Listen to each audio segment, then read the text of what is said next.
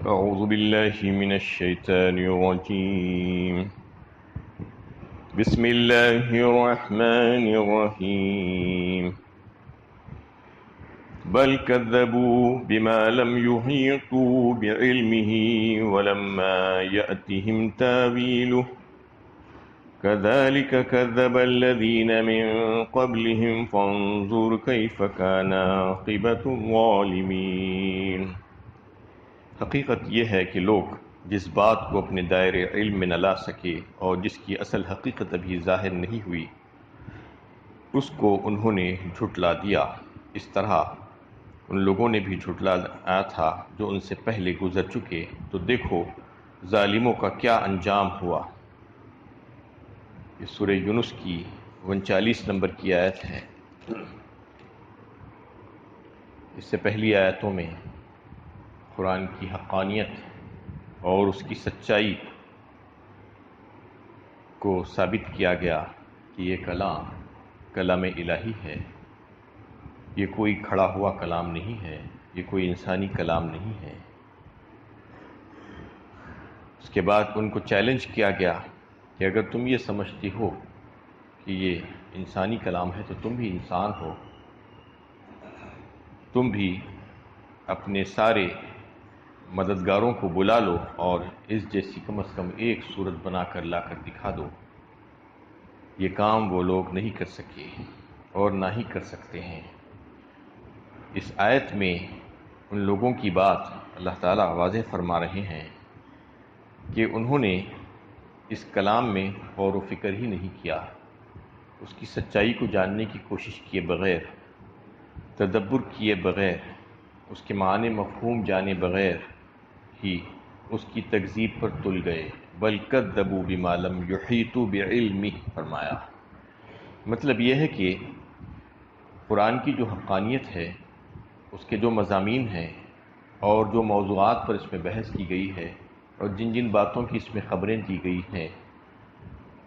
اور جو پچھلے واقعات اس میں پیش کیے گئے ہیں اور جو پیشین گوئیاں آئندہ آنے والے مستقبل کے حالات اس میں جو بیان ہوئے ہیں، وہ سب کے سب ان کے سامنے روشن ہوئے ہی نہیں، اس کو انہوں نے سمجھا ہی نہیں، اس کے بغیر ہی اس کی تکذیب کرنے لگ گئے۔ جبکہ اگر وہ تھوڑی سی کوشش کرتے، سچائی کے ساتھ اگر اس کو جاننے کی کوشش کرتے، اس کے معنی مفہوم سمجھنے کی کوشش کرتے، اس میں تھوڑا سا فکر کرتے اور تدبر کرتے، تو اللہ تعالیٰ اس کے رموز و اسرار، اس کے معارف و مسائل اور اس میں جو سچائیاں ہیں اس کو ان کے اوپر ظاہر کر دیتے، جو کلام الہی کی شان ہے۔ لیکن انہوں نے اس کے تعلق سے ایسا رویہ اختیار نہیں کیا، بلکہ اس کا احاطہ ہی نہیں کیا، اس کو سمجھنے کی کوشش ہی نہیں کی۔ یہ اعتراض اور یہ تکذیب، یہ شک و شبہ اس وقت جو ہے درست ہو سکتا تھا جب اس کلام میں پیش کی گئی جو باتیں ہیں، جو خبریں ہیں، جو واقعات ہیں، وہ غلط ثابت ہو جاتے، لیکن ایسا نہیں ہو سکا، وہ غلط ثابت نہیں ہوئے، تو پھر ان کا اس کا تکذیب کرنا کوئی معقولیت کی بنا پر نہیں ہو سکتا ہے۔ اس کو جھٹلا دینا اور اس پر اعتراض کرنا یہ معقول بات نہیں ہو سکتی۔ ایسا ہرگز نہیں ہو سکتا کہ انہوں نے غیب کو جھانک کر دیکھ لیا ہو کہ غیب کے پردے میں کیا ہے۔ غیب کے پردے میں یہ انہوں نے نہیں دیکھا کہ ایک خدا کا جو دعویٰ اس قرآن میں کیا جا رہا ہے، وہاں پر تو بہت سے خدا ہیں، یہ وحی، یہ رسالت، یہ فرشتے، یہ اللہ، یہ سب باتیں جھوٹی ہے۔ یہ انہوں نے غیب کے پاس جا کر نہیں دیکھا، غیب کے پردے کے پیچھے انہوں نے ان چیزوں کا مشاہدہ نہیں کیا، اور یہ بھی وہ نہیں کہہ سکتے کہ ہم مر کر جا کر وہاں پر دیکھ چکے ہیں کہ وہاں پر حساب و کتاب اور جزا و سزا کا جو معاملہ بیان کیا جاتا ہے اس قرآن میں، ویسا کچھ بھی نہیں ہے۔ یہ ساری باتیں اس وقت ہو سکتی تھی جب وہ غیب میں جھانک کر دیکھ سکتے اور جا کر وہاں کی اطلاع لا کر یہاں پر بتا سکتے۔ لیکن ایسا نہیں کر سکتے وہ، اس لیے یہ سارے ان کے اعتراضات نامعقول ہیں، چھوٹے ہیں۔ یعنی وہ وحی کا انکار اس لیے کر رہے ہیں کہ یہ ذریعہ خفیہ ہونے کی وجہ سے ان کی علم کی گرفت میں نہیں آ سکا، کیونکہ وحی نظر نہیں آتی ہے۔ وحی آتی ہوئی وہ پیغمبروں پر اللہ تعالیٰ بذریعہ وحی نے احکامات بھیجا کرتے ہیں، اور پیغمبر یہ کہتے ہیں کہ مجھ کو وحی ہوئی ہے، اللہ تعالیٰ نے وحی کے ذریعے سے مجھ پر یہ باتوں کو آشکارا کیا ہے، بھیجا ہے یہ پیغام، تو وہ خفیہ ہوتا ہے، نظر نہیں آتا لوگوں کو، اس لیے ان کی علم کی گرفت سے باہر تھا۔ اس کی دوسری وجہ یہ ہے کہ وحی الہی جن واقعات کے ظہور میں آنے کی خبر دے رہی ہے، خاص طور سے قیامت کے واقع ہونے کی خبر، وہ ابھی ظاہر نہیں ہوئی ہے، اس لیے اس بات پر وہ یقین نہیں آ رہا ہے انہیں، کیونکہ قیامت اپنے ایک وقت پر ظاہر ہوگی، اس کا وقت اللہ تعالیٰ نے مقرر کر کے رکھا ہے، جس کی خبر قرآن دے رہا ہے کہ قیامت کا وقت سوائے اللہ تعالیٰ کے کوئی اور نہیں جانتا۔ لیکن وحی الہی کی ہمارے علم کی گرفت میں نہ آنے کا یہ مطلب کہاں ہوا کہ یہ بے حقیقت ہے اور اس کا انکار کیا جائے، جبکہ اس کی پشت پر مضبوط اور ناقابل انکار دلائل ہو۔ مزید یہ کہ وحی کا مضمون خود اس بات کی شہادت دے رہا ہے کہ یہ کسی انسان کا کلام نہیں ہو سکتا، جیسا کہ اس سے پہلے کی آیتوں میں آپ کو یہ بات آپ کے سامنے واضح ہو چکی ہے کہ انسانی کلام اگر ہوتا تو اس میں تضاد بیانی ہوتی، وہ ایک دوسرے سے جو ہے اختلافات ہوتی، ایک آیت دوسری آیت کی سے مختلف ہوتی، لیکن ایسا کچھ بھی نہیں ہوا ہے۔ اس میں جو ہے اللہ تعالیٰ کا کلام ہے، یہ ہر حساب سے، ہر لحاظ سے جو ہے یہ بات ثابت ہو چکی ہے، یہ کوئی انسانی کلام نہیں ہے۔ اس طرح یہ وہی مستقبل میں پیش آنے والے جن واقعات کی خبر دے رہی ہے، ان کا ظہور میں آنا عقل و فطرت و عدل و انصاف کا تقاضا ہے، اور ایسی جو ہے کئی ایک پیشین گوئیاں قرآن کی ابھی تک ثابت ہو چکی ہیں، تو یہ ساری باتیں اس میں موجود ہے۔ ایک بچہ ان باتوں کا جو ہے ادراک نہیں کر سکتا، جن کا ادراک ایک بڑی عمر کا آدمی کر لیتا ہے، اور ایک عام آدمی کی علم کی گرفت میں وہ باتیں نہیں آتی جو ایک سائنسداں کی گرفت میں آتی ہے، ایک ماہر فلکیات اور ایک مفکر کے علم کی گرفت میں آتی ہے۔ پھر کیا محض اس بنا پر کہ فلاں بات کسی کے علم میں نہیں آ سکی، اس کا وہ احاطہ نہیں کر سکا ہے، تو وہ باتیں نہیں ہیں، وہ باتیں غلط ہیں، اس کا انکار کر دیا جائے، یہ جواز صحیح نہیں ہو سکتا۔ اگر اس کا جواب نفی میں ہے تو انبیاء علیہ السلام کو وحی الہی کا جو تجربہ ہوتا رہا ہے، اور اس بنا پر انہوں نے جو چھپی ہوئی جو کائنات کی جو حقیقتیں ہیں اور جو خبریں اس قرآن نے دی ہے جو ہے اس کو بیان کیا ہے، اس کے لحاظ سے اتنی بلند تھی ان کی شخصیات، ان انبیاء کرام کی، اور ان کا اخلاق اور ان کا کردار کہ ان کی بلندی آسمانوں کو چھو رہی تھی، اور جن مستور حقیقتوں کو انہوں نے بیان کیا ان کی تصدیق ان بے شمار نشانیوں سے ہوتی ہے جو اللہ تعالیٰ نے آفاق اور انفس میں رکھ کر چھوڑ دی ہے۔ بے شمار ایسی قدرت کی نشانیاں آج موجود ہیں، جو دیکھنے والا ہے تو پھر وہ دیکھ سکتا ہے کہ آفاق میں بھی اور خود اس کی ذات میں بھی۔ تو یہ ساری چیزیں اس بات کی طرف نشاندہی کرتی ہے کہ اللہ تعالیٰ کا یہ کلام ہے، اور بذریعہ وحی اللہ تعالیٰ نے اپنے منتخبہ بندوں پر اس کا اظہار فرمایا ہے۔ تو اس میں جو ہے اس بات کی طرف اللہ تعالیٰ نے اشارہ کیا کہ یہ لوگوں نے اس کا احاطہ علمی کیا ہی نہیں، یعنی اس کلام کے بارے میں انہوں نے تدبر نہیں کیا، اس میں غور و فکر نہیں کیا، اس کے معنی و مفہوم کو سمجھنے کی کوشش ہی نہیں کی، اس کے باوجود ہی جو ہے بغیر اس کو جانے بوجھے اس کی تکذیب شروع کر دی، اس پر اعتراضات شروع کر دیے۔ ایسا ہی آج بھی ہوتا ہوا نظر آتا ہے کہ بہت سے ایسے لوگ، یہ تو کفار اور مشرکین کے بارے میں بات ہو رہی تھی، جو منکرین تھے، جو قرآن کے منکر، وحی کے منکر، رسالت کے منکر، آخرت کے منکر، لیکن جو آج دعویٰ کرتے ہیں کہ ہم اہل ایمان ہیں، ہم مسلمان ہیں، ان لوگوں بھی جو ہے نام نہاد جو مسلمان ہیں، وہ قرآن سے دوری اختیار کرتے ہیں اور سننا نہیں چاہتے، یہ کیا کہہ رہے ہیں اس بات کو سمجھنا نہیں چاہتے، کیونکہ وہ ان کے مفادات، ان کے عقائد، ان کے نظریات کے خلاف جب بات پڑتی ہے تو ان کو برداشت نہیں ہوتا۔ وہ یہ چاہتے ہیں کہ قرآن میں ایسا ہی مضمون ہو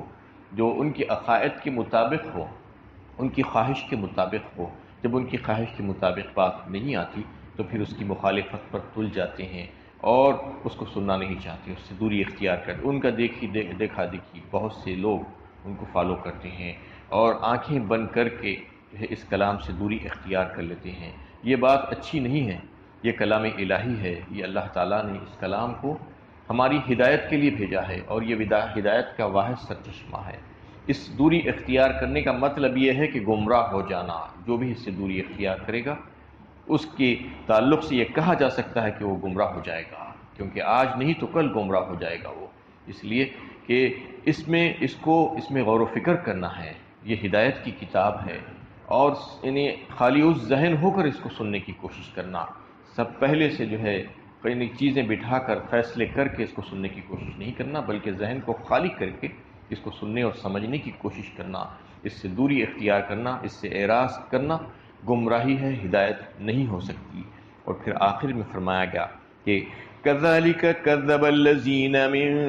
قَبْلِهِمْ فَانظُرْ كَيْفَ كَانَ عَاقِبَةُ الظَّالِمِينَ۔ اس طرح ان لوگوں نے بھی اس کو جھٹلایا تھا جو ان سے پہلے گزر چکے ہیں، تو دیکھو ظالموں کا کیا انجام ہوا۔ ایسا ہوتا آیا ہے کہ اللہ تعالیٰ اپنے پیغمبروں کو وحی کے ذریعے سے احکامات دیتے رہے، لوگوں نے جھٹلایا، قوموں نے جھٹلایا، تو پھر ان کا انجام کیا ہوا؟ انجام ان لوگوں کے سامنے تھا۔ یہ بتایا جا رہا ہے کہ دیکھ لو، اس سے پہلے جو لوگ اس طریقے سے اللہ کے کلام کو جھٹلا چکے ہیں، تو ظالموں کے ساتھ اللہ تعالیٰ کا کیا معاملہ ہوا۔ وَمِنْهُمْ مَنْ يُؤْمِنُ بِهِ وَمِنْهُمْ مَنْ لَا يُؤْمِنُ بِهِ وَرَبُّكَ أَعْلَمُ بِالْمُفْسِدِينَ۔ ان میں ایسے بھی ہیں جو اس پر ایمان لاتے ہیں، اور ایسے بھی ہیں جو ایمان نہیں لاتے، اور تمہارا رب مفسدوں کو خوب جانتا ہے۔ یعنی اس میں دو گروہ ہوتے ہیں انسانوں میں، ایک تو وہ ہے جو ایمان رکھتے ہیں اس پر اور بات کو سمجھنے کی کوشش کرتے ہیں، اور دوسرے وہ ہیں جو ایمان نہیں لاتے اور سچائی سامنے آنے کے باوجود بھی اس کو تسلیم کرنا نہیں چاہتے۔ اپنی باتوں کے ذریعے سے لوگوں کو تو سمجھا لے سکتے ہیں، لیکن اللہ تعالیٰ ان کے بارے میں بہت خوب جانتے ہیں کہ ان کے دل میں کیا ہے، وہ کس طریقے سے ضمیر کی آواز کو دبانے کی کوشش کر رہے ہیں، حق کی شہادت کو ابھرنے نہیں دینا چاہتے، اور صرف تعصب کی بنا پر اختلاف کر رہے ہیں، اس کو نہیں مان رہے ہیں، اور اس کو جو ہے اہمیت دے رہے ہیں، اپنے خیالات کو اور اپنے نظریات کو، اور اس کو ترجیح دے رہے ہیں اپنی خواہشات کو، جبکہ حق ان کے سامنے آ چکا ہے تو چاہیے تھا کہ اس کو مان لیتے ایک شریف انسان کی طرح، لیکن نہیں مانتے ہیں۔ وَمِنْهُمْ مَنْ يُؤْمِنُ بِهِ وَمِنْهُمْ مَنْ لَا يُؤْمِنُ بِهِ وَرَبُّكَ أَعْلَمُ بِالْمُفْسِدِينَ۔ اللہ تعالیٰ فرماتے ہیں کہ تمہارا رب بہت خوب جانتا ہے تم میں سے مفسد کون ہے اور اچھا کون ہے، جو فساد کر رہا ہے، جو حق کے سامنے آنے کے باوجود بھی حق کو تسلیم کرنا نہیں چاہتا، اپنی خواہشات، اپنی نفس کی لذتوں کے پیچھے پڑا ہوا ہے، اس کو ترجیح دیتا ہے، اور تعصب کی بنا پر، ضد اور ہٹ دھرمی کی بنا پر اس کو اہمیت دیتے ہوئے اس کلام کو نہیں ماننا چاہتا اور اس پر ایمان نہیں لانا چاہتا، تو پھر اس کے لیے ہدایت کے دروازے نہیں کھولے جاتے ہیں۔ بتایا گیا ہے کہ ہدایت انہی کو ملتی ہے جو ہدایت کا طالب ہوتا ہے، جو اندر سے دل سے تڑپ رکھتا ہے، اس کو اللہ تعالیٰ ہدایت کے راستے پر لگا دیتی ہے، اور جو ہدایت کا طالب نہیں ہے تو پھر وہ جس راستے پر چل رہا ہے، سر پر دوڑ رہا ہے، وہی راستہ اس کے لیے آسان کر دیا جاتا ہے۔ اللہ تعالیٰ بہت خوب جانتی ہے تم میں سے کون ایمان کا طالب ہے، ہدایت کا طالب ہے، اور کون مفسد ہے۔ وَإِن كَذَّبُوكَ فَقُل لِّي عَمَلِي وَلَكُمْ عَمَلُكُمْ أَنتُمْ بَرِيئُونَ مِمَّا أَعْمَلُ وَأَنَا بَرِيءٌ مِّمَّا تَعْمَلُونَ۔ اگر یہ تمہیں جھٹلاتے ہیں تو کہو میرا عمل میرے لیے ہے اور تمہارا عمل تمہارے لیے، میں جو کچھ کرتا ہوں اس کی ذمہ داری تم پر نہیں ہے، اور تم جو کچھ کرتے ہو اس کی ذمہ داری مجھ پر نہیں ہے۔ مطلب یہ ہے کہ یہ ساری باتیں، سارے دلائل، سارے حقائق جب ان کے سامنے پیش کیے جا چکے ہیں، ان منکرین کے سامنے، اس کے باوجود بھی وہ ماننا نہیں چاہتے اور جھٹلاتے جاتے ہیں تم کو، تو کہہ دو ان سے کہ میرا عمل میرے لیے ہے، میں اس کا ذمہ دار ہوں، تم اس کے ذمہ دار نہیں ہو، اور تمہارا عمل تمہارے لیے ہے، تم اس کے ذمہ دار ہو۔ تمہارے عمل کے بارے میں مجھ سے نہیں پوچھا جائے گا، اور میرے عمل کے بارے میں تم سے نہیں پوچھا جائے گا، میں بریء ذمہ ہوں تمہارے عمل سے۔ اور ایک دن آنے والا ہے کہ باس پرس ہوگی رب کے سامنے سب کی، اور حساب و کتاب ہوگا اور جزا و سزا ہوگی کہ تم نے کیا کیا تھا اور اپنی ذمہ داری کو کس طریقے سے نبھایا تھا، اس وقت تم کو وہاں پر جواب دینا ہوگا۔ وَمِنْهُمْ مَنْ يَسْتَمِعُونَ إِلَيْكَ افانت تسمع الصم ولو كانوا لا يعقلون، ان میں ایسے بھی ہیں جو تمہاری طرف کان لگاتی ہیں مگر کیا تم بہروں کو سناؤ گے اگرچہ کہ وہ کچھ بھی سمجھتے نہ ہو۔ اس میں جو ہے یہ کہا گیا ہے کہ اس میں ایسے بھی ہیں جو بظاہر ایسا دکھتا ہے کہ سن رہے ہیں لیکن سنتے نہیں ہیں، تم ان بہروں کو کیسے سنا سکتے ہو؟ مطلب یہ ہے کہ سننا دو طرح کا ہوتا ہے، ایک سننا تو وہ ہے جو جانور سنتے ہیں، جانور بھی سنتے ہیں لیکن سمجھتے کچھ نہیں ہیں، ایک سننا وہ ہے جو سن کر سمجھا جاتا ہے اور اس کمانڈ کو لیا جاتا ہے، اس پر عمل کیا جاتا ہے۔ تو ایک تو وہ لوگ ہوتے ہیں جو یعنی اچھے ذہن کے ساتھ یہ سوچتے ہیں کہ بات معقول ہوگی تو اس کو تسلیم کر لیں گے اور نامعقول ہوگی تو تسلیم نہیں کریں گے، یہ صحیح طریقے سے سننا کہا جاتا ہے اس کو۔ اور ایک وہ لوگ ہوتے ہیں جو پہلے سے یہ فیصلہ کر کے بیٹھ جاتے ہیں کہ ہمارے پرانے جو نظریات اور عقائد اور جو طور طریقے ہیں اور جو ہمارے فائدے کی جو باتیں ہیں، ہماری جو خواہشات اور نفس کی لذات، اگر اس کے مطابق بات ہوگی تو ہم اس کو تسلیم کریں گے اور اگر اس کے مطابق نہیں ہوگی تو تسلیم نہیں کریں گے، اس طریقے سے کان لگاتے ہیں۔ تو ایسے لوگوں کے تعلق سے کہا گیا ہے کہ یہ سن کر بھی نہیں سنتے، سمجھ کر بھی نہیں سمجھتے، یہ جانوروں کی طرح ہے، یہ اپنی خواہشات کو پورا کر رہے ہیں، بس من مانی انداز میں زندگی گزار رہے ہیں، یہ نہیں دیکھ رہے ہیں کہ حق کیا ہے اور باطل کیا ہے، سچ کیا ہے اور جھوٹ کیا ہے، بس سننا نہیں چاہتے، کان ہیں ان کو لیکن وہ کانوں سے حق کو نہیں سننا چاہتے۔ تو ایسے بہروں کو تم کیسے سنا سکتے ہو؟ اللہ کے نبی صلی اللہ علیہ وسلم سے اللہ تعالیٰ پوچھ رہے ہیں کہ جو کچھ سمجھنا ہی نہیں چاہتے۔